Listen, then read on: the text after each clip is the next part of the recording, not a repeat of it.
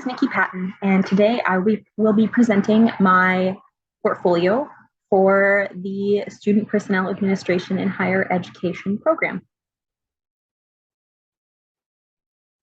As part of this portfolio, I'll be presenting on different ways that I have grown in the global learning outcomes that Concordia University has for all of its graduates, as well as the program outcomes specific to my program. Concordia has 6 global learning outcomes for all of its students that they expect their students to reach by the time they graduate. Christian faith and worldviews, service and global citizenship, integrated disciplinary knowledge, critical thinking and creative problem solving, communicative fluency, and analytical fluency. Concordia believes that its graduates should be grounded in the Christian faith while recognizing and analyzing other worldviews and how they correlate to their own. The first assignment that I have here to display for the Christian Faith and Worldview Global Learning Outcome is my personal service reflection paper. A unique fact about me is that I actually grew up in a Muslim country. I grew up in a situation where I was the minority in terms of my faith. And growing up, my service and generosity were very much motivated by my faith, just like my parents. In this paper, I talk about Luke 12:16 through 21, where Jesus tells the parable to the rich man who built his barns to hold all of his items. This reminds me that whatever we hoard on earth, whether it's our money, our time, or our possessions, we will not be able to bring any of it with us to heaven. The second assignment I have here is the Faith in Assessment, Evaluation, and Research paper that I wrote for my student programs and assessment class. In this paper, I discussed how my faith dictates how I live in all ways, including in assessment and research. More specifically, this looks like working to be ethical in my AER efforts. One area in which my faith guides me is in assessment design. The Bible says in Colossians 3:23 that whatever you do, you should work heartily as for the Lord and not for men.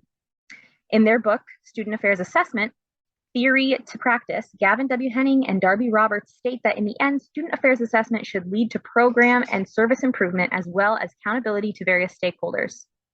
These two quotes together teach me that God wants me to do my best and give my all to everything that I do. In order to do my best at my job and create the best experience for students, I must assess. But I can't just throw together a haphazard assessment and call it good. This must be an assessment that actually leads to improvement across the board. So my faith leads me to determine that I must design assessments that are thorough, accurate, and helpful. The second global learning outcome is service and global leadership. Concordia wants its graduates to be globally minded citizens ready to live out Christ's call for us to serve. The first assignment that I loaded on this page is my service learning institutional analysis. In this assignment, I analyzed the University of Missouri and I analyzed their service learning office. The institution itself actually references service in its mission statement, which says a lot to their desire to have service be important. The Service Learning Office worked with a number of different classes to integrate service learning opportunities across a wide spectrum of careers. This is indicative of the fact that Missouri means it when they talk about wanting all of their students to grow in their ability to serve. The second assignment that I have here is my service learning theory presentation. For this presentation, I discussed Tanya Mitchell and her critical service learning theory. In this theory, she emphasizes the importance of going deeper than simply volunteering, but believes that it's important to focus on critical service learning. She believes that it's particularly important to focus on social justice. She points out that service can often be patronizing and that in order for it to be truly effective, students need to use their critical thinking skills.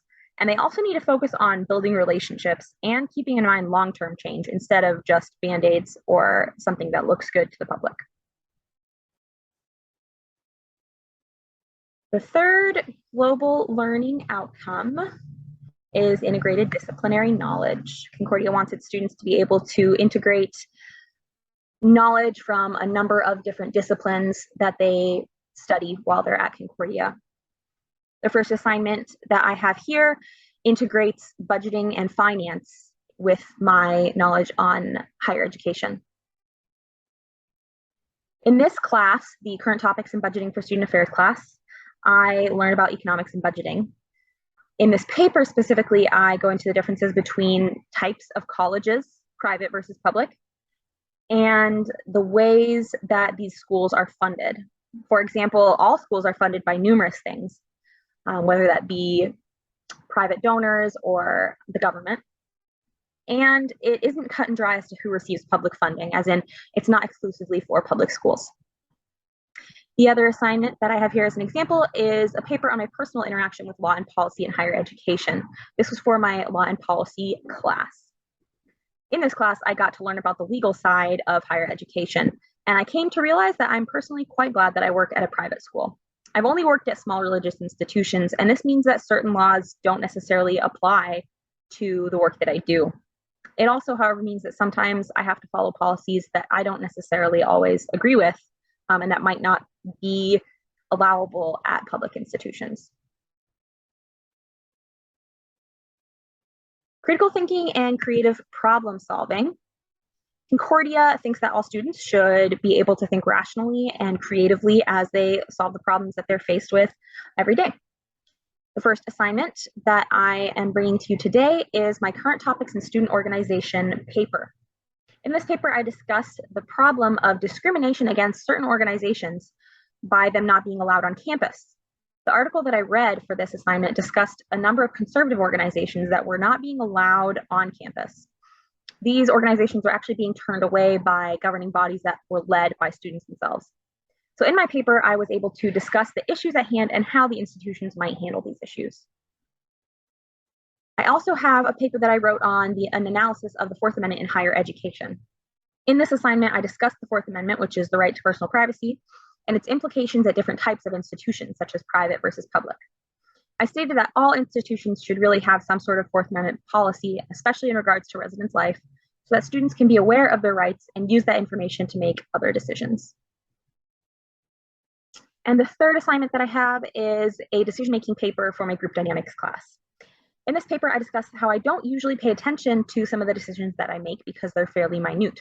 I then discussed a number of models that you can use when making decisions, such as the rational decision-making model that might take more time, but allows you to really think through your choices. The communicative fluency global learning outcome is put in place by Concordia because Concordia wants its graduates to be able to be good communicators. First up, I have my TED Talk on career counseling for young adults after COVID-19. This was for my career counseling class. For this assignment, I had to find information concerning career counseling, and I had to get the information across to my audience effectively and interestingly in just a few minutes. To do this, I had to decide exactly what I wanted to communicate, and I had to think through how I could do so best in the least number of words.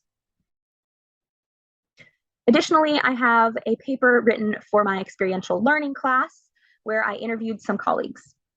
For this paper, I needed to determine what information I wanted to gather from my colleagues and the best way to phrase my questions.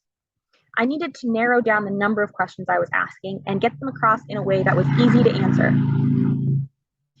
I also needed to understand and interpret their answers in such a way that I was able to put together a paper. And the final global learning outcome is analytical fluency. Concordia values analytical fluency because it wants its graduates to be able to work well with data. First up, I have my thesis proposal. So this is what I submitted as I prepare to write my thesis coming up in a couple months here. For my thesis proposal, I needed to find previous data regarding the topic that I picked. And I then needed to determine if, based on my research, this was a topic that I should pursue. I needed to figure out if there were areas that were missing answers and if that was something that I would be able to do research on and if I'd be able to effectively analyze that data. Finally, I have my analysis of the national profile of undergraduate students. I completed this on the profile of undergraduate students from 2016. I looked through all the data in the profile and I found a couple interesting points. I then used these data points to make some assumptions and draw some conclusions based on what I found and discuss them in this paper. Aside from the global learning outcomes, the Student Personnel Administration in Higher Education program has a number of program outcomes as well. Specifically, they expect their students to, by the end of the program, be able to be well-versed in personal and ethical standards, student development, theoretical foundations, leadership, administration, and the law, communicative fluency, and technological competence, assessment, evaluation, and research. To show my growth in professional and ethical standards, I have my presentation on professional standards for student conduct. For this presentation, I did research on the industry standards for student conduct. Specifically, I used the CAS standards, and I interpreted them and summarized their applicability to a conduct process or office. Additionally, I have a journal that I submitted on an assessment competency. For this journal, I looked at ACUHO-I, which is a residence life organization. I looked at their assessment competency. I then did some comparison to what I was learning in my assessment class and worked to determine what maybe the ACUHO-I competency was missing and some ways that it could be improved.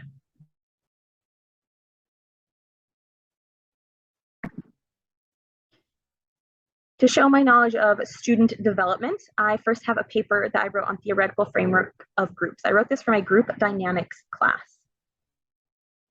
In this paper, I discussed what groups I have been a part of throughout my life. I talked about how they impacted me and made me who I am. This assignment since then has forced me to think about what groups students might be a part of that I'm not aware of, things that maybe aren't visible, and how those groups are affecting them.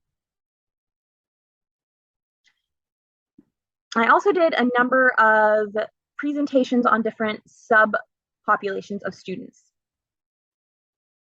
For these, I picked a population and dove into some ways that they are unique and what might set them apart from other students. For this first presentation, I chose to discuss Black students, and most specifically the way that their educational journey is harder than other students. Another presentation that I did was on first-generation students. Similarly to my previous assignment, I researched what made them unique. For both of these assignments, they helped me to think through what our industry might be missing to advise and support these students and to help them achieve their goals during their time in undergrad.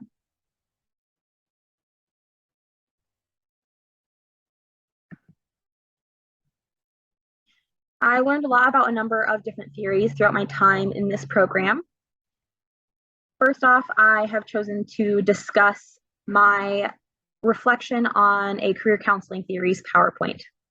For this assignment, I read through a PowerPoint on career counseling theories, and I then picked a theory and applied it to my work with students. Specifically, I picked Linda Gottfredson's theory of circumspection, compromise, and self-creation. I considered how students make decisions and applied Gottfredson's theory by thinking about how they remove options that they view as inappropriate. I also did an assignment on a student development theory, specifically Ruth Ellen Josselson. I took some time to research this theory and then discussed how many theories, especially prior to Ruth Ellen's, were somewhat out of date because they were based on the origins of higher education when it was primarily white males. Ruth Ellen was one of the first to incorporate new data based on new populations of students. And it's important for us to continue to develop new theories and take historical theories into mind as we notice that our population of students changes.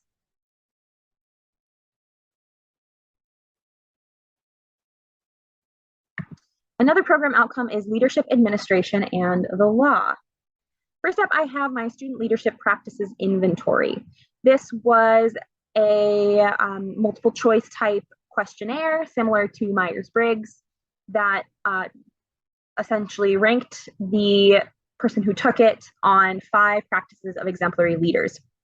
I was able to figure out where I lay on each of these practices. I do think it's important to know these things about yourself and to be able to apply them to your life, but similar to Myers-Briggs, I also think it's important to not let them define you. I did discover through this that I am most gifted in challenging the process and least gifted in enabling others to act. Since finding this out, I have worked hard to work better on enabling others to act. Specifically in my job, I have paid a lot more attention to helping and empowering my graduate assistants. Here I have a paper that I wrote on the differences between law and policy. As someone who represents not just myself, but an office, a department, a whole institution, it's very important for me to learn about the legal side of higher education. In this paper, I discussed how internal governance or policy and external governance or law are different, specifically in regards to higher education and student affairs. Finally, I have my personal best leadership story. For this paper, I was challenged to think of a time when I displayed particularly good leadership skills. I discussed an experience I had on my swim team in high school and reflected on how my leadership was able to grow from impacting only a small number of people my first year to when I was a captain my senior year. This assignment encouraged me to think about myself as a leader and to reflect on the ways that I've changed since this time and ways that I might want to continue to grow.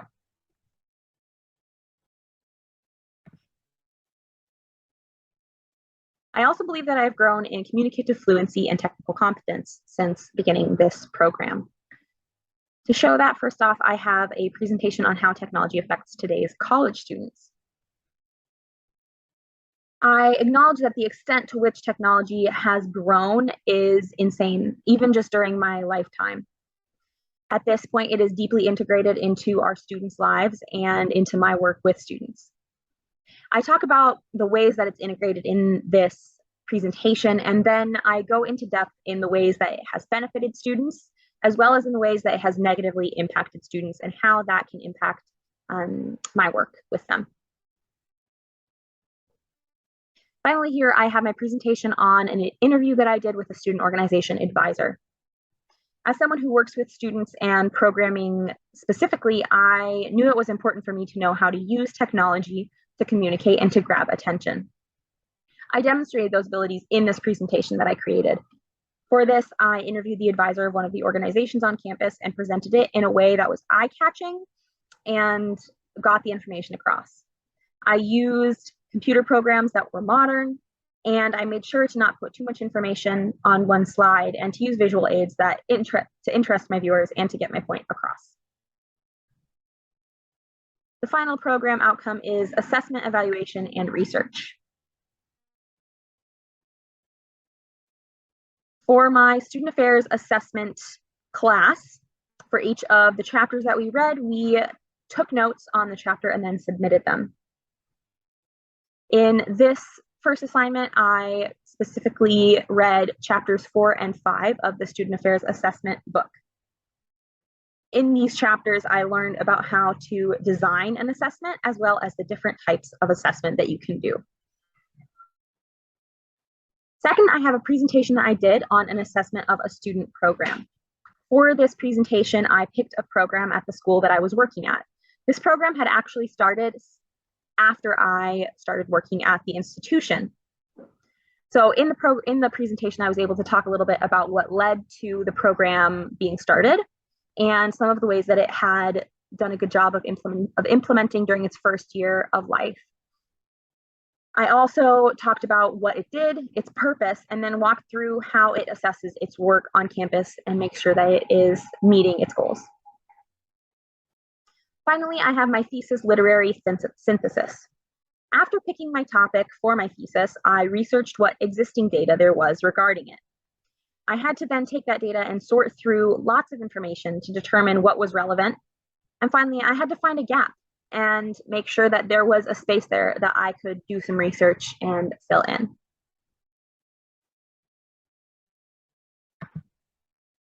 Throughout my time in the Student Personnel Administration in Higher Education program, I have had the opportunity to grow in 6 global learning outcomes and 6 program outcomes.